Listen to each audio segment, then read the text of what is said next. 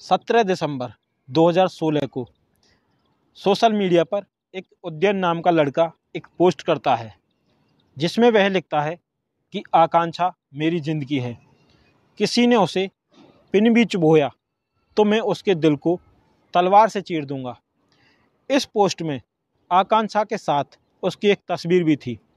इसके बाद वह एक और पोस्ट करता है जिसमें वो लिखता है कि इस बात पर कोई शक नहीं कि आकांक्षा ने मुझे पूरी तरह बदल दिया है, मुझे एक अच्छा इंसान बनाया है। मैं बस इतना जानता हूँ कि आकांक्षा के दोस्त मेरे दोस्त हैं और उसके दुश्मन मेरे दुश्मन हैं। उद्यन के इन पोस्ट से कोई अंदाज़ा भी नहीं लगा सकता था कि वो जिसे अपनी जान बता रहा है वो उसकी जान ले सकता है। उद्यन ने आकांक्षा को हमसफ़र तो बनाया था मगर उससे कभी मोहब्बत नहीं की थी, क्योंकि जिसके जहन में हवस हो उसको कभी इश्क हो ही नहीं सकता। सिरफिरे आशिक ने अपनी प्रेमिका का मर्डर करने के बाद उसकी लाश को अपने बेडरूम में दफन कर दिया था। इस कातिल की कहानी आपके रोंगटे खड़े कर देगी। राम राम, नमस्कार, जय हिंद दोस्तों। मैं हूं पंकज कुमार। क्राइम वाली बात चैनल में आपका स्वागत है। इस वीडियो को लाइक, चैनल को सब्सक्राइब और बेल आइकन को दबाना ना भूलें। तो चलिए शुरू करते हैं। उद्यन कितना बेरहम था इसका अंदाज़ा इस बात से लगाया जा सकता है कि उसने अपने सबसे करीबी 3 लोगों की हत्या की थी। माँ बाप की इकलौती औलाद ही उनकी मौत की वजह बनी। वहीं जिस गर्लफ्रेंड को वो बीवी बनाने का दावा करता था उसने उसे भी नहीं बख्शा। पश्चिम बंगाल की बांकुरा की रहने वाली आकांक्षा उर्फ श्वेता बेहद खूबसूरत लड़की थी। वह बहुत मिलनसार लड़की थी। साल 2007 में आकांक्षा की मुलाकात सोशल मीडिया के जरिए उद्यन नाम के लड़के से हुई। दोनों की दोस्ती कब प्यार में बदल गई पता ही नहीं चला। सोशल मीडिया से शुरू हुआ ये रिश्ता मुलाकातों और लंबी बातचीत में बदल गया। यह क्रम 7 साल तक ऐसे ही चलता रहा। ऐसा लग रहा था मानो आकांक्षा उद्यन के प्यार में पागल हो गई हो। वह उसे किसी भी कीमत पर खोना नहीं चाहती थी। इसलिए उन्होंने अपनी ज़िंदगी का एक बड़ा फैसला लिया। साल 2007 में ही वह अपने परिवार से यह कहकर सीधे भोपाल उद्यन के पास आ गई कि उसे वहां नौकरी मिल गई है। वहां वह साकेत नगर में उद्यन के साथ रहने लगी।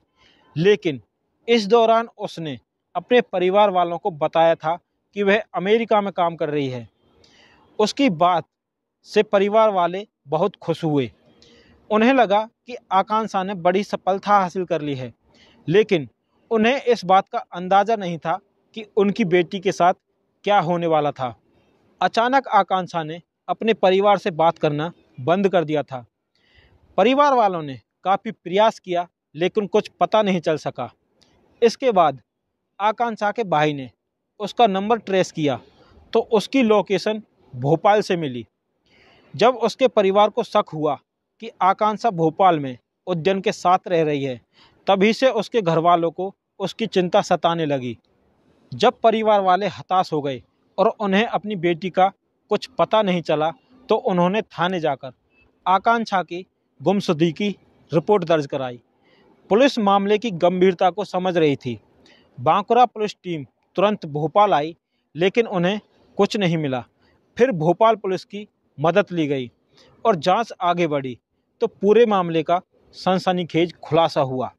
जांच के दौरान पुलिस को पता चला कि उद्यन ने अपनी प्रेमिका आकांक्षा की हत्या कर दी है और उसके शव को अपने घर के बेडरूम में ही दफन कर दिया है।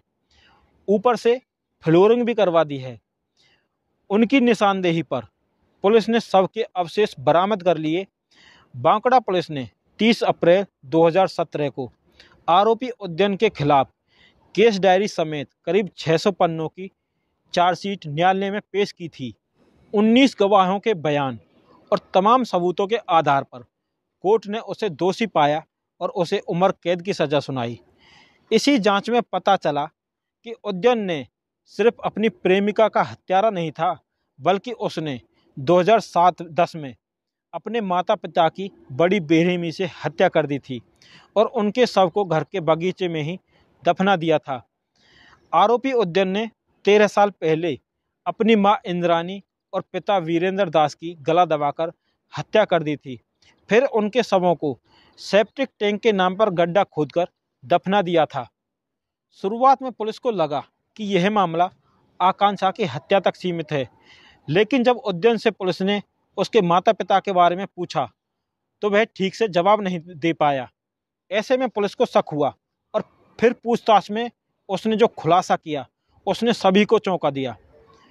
उसने बताया कि उसने अपनी मां इंद्रानी और पिता बीके दास की 2010 में हत्या कर दी थी और उनके शवों को रायपुर में स्थित उनके घर के बगीचे में दफना दिया था। पहले उसने पुलिस से झूठ बोला था कि मां अमेरिका में रहती थी, जबकि पिता की बीमारी से मौत हो गई थी, जबकि उसने पहले मां और फिर पिता की हत्या कर दी थी। इतना ही नहीं, उनकी मौत के बाद वह फर्जी दस्तावेजों के जरिए 7 साल तक अपनी मां के नाम पर पेंशन लेता रहा। फिर बाद में उसने अपना मकान बेच दिया और भोपाल जाकर रहने लगा। बंगाल के बांकुरा की फास्ट ट्रैक कोर्ट ने 2020 में उसे आजीवन कारावास की सजा सुनाई थी। इसके बाद रायपुर जिला न्यायालय ने अपने माता पिता की हत्या कर शव को बगीचे में दफनाने के मामले में उसे आजीवन कारावास की सजा सुनाई है। उज्जैन दास अब पश्चिम बंगाल की एक जेल में आजीवन कारावास की सजा काट रहा है। दोस्तों, ऐसे बेटे के लिए आप क्या कहना चाहोगे जिसने बिना वजह अपने माँ बाप की हत्या कर दी हो, उनकी हत्या का सबूत छुपाया हो और किसी और की बेटी को बहला फुसलाकर अपने साथ बुलाया और उसकी भी हत्या कर दी? आप अपनी राय कमेंट करके जरूर दें। दोस्तों, इस वीडियो को बनाने का उद्देश्य किसी का दिल दुखाना नहीं है, बस आपको सतर्क करना है।